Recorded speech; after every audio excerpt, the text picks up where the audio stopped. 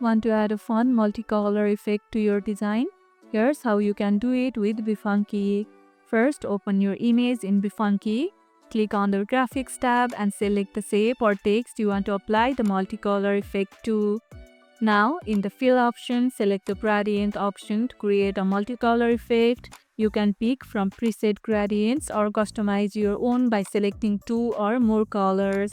Adjust the direction and style of the gradient to create the perfect effect for your image.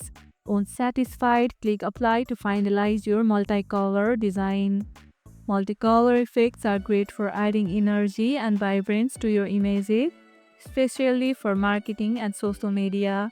Have you ever used multicolor designs? Share your experience below. If this video helped, hit the like button, share it, subscribe, and leave a comment.